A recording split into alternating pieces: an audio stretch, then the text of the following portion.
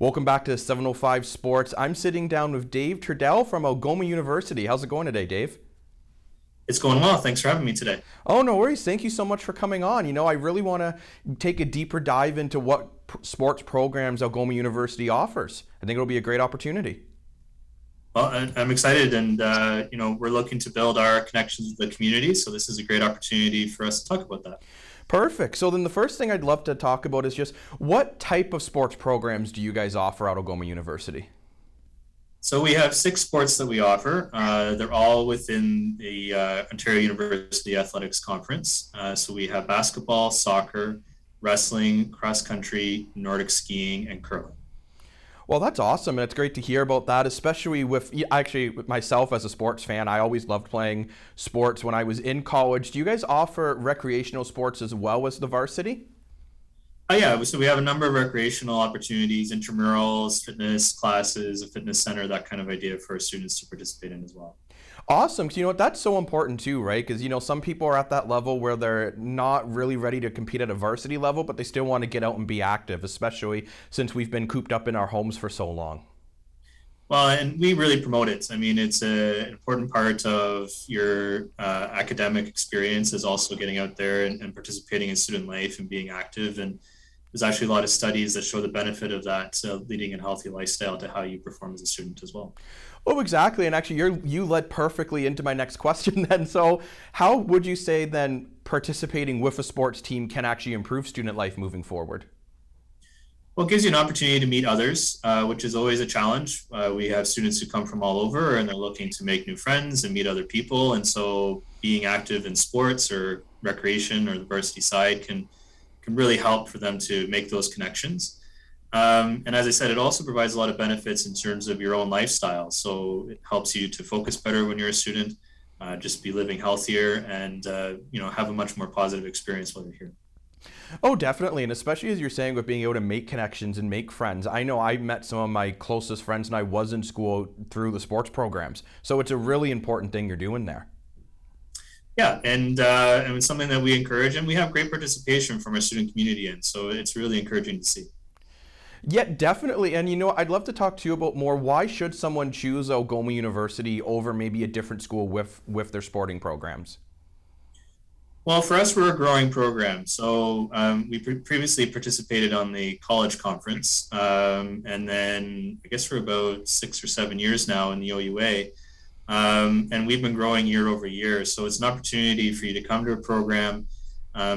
As with anything with Algoma University, small institution, we're able to put a lot of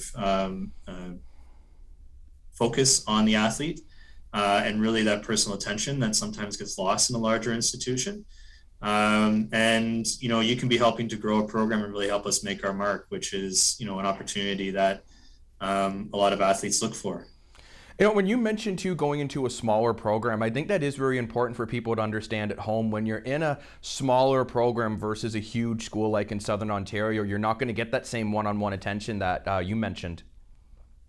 Yeah, absolutely. It's one of our strengths, and it's something that we hear time and time again from our students across the board and our athletes included and rec participants is that they feel like they have a lot more of a connection. They're able to drive their interests a lot more, and it allows us to be more nimble and adapt to what the student's really looking for.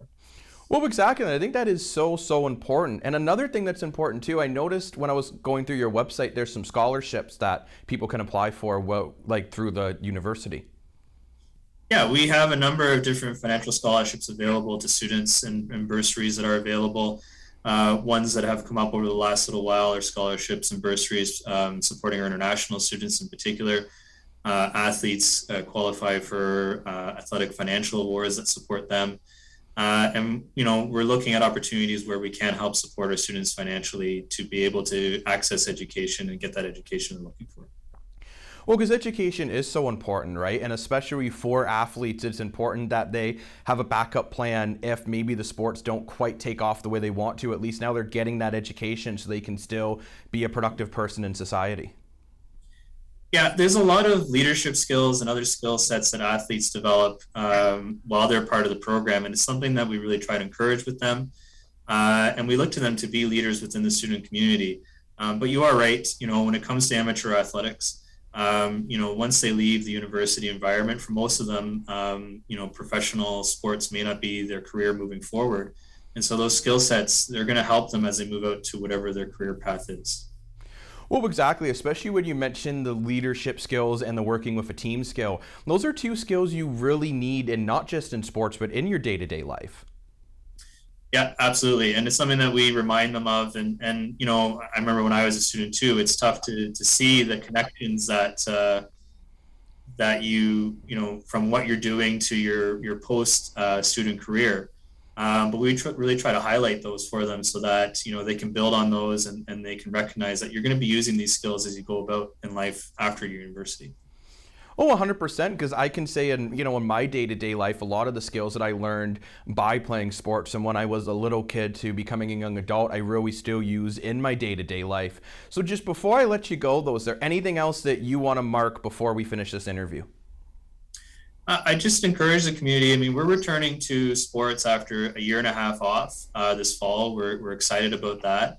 And we encourage the community to come out and cheer on these athletes that are participating. I mean, this is some of the highest amateur sports that you're seeing in the country at the university sport level.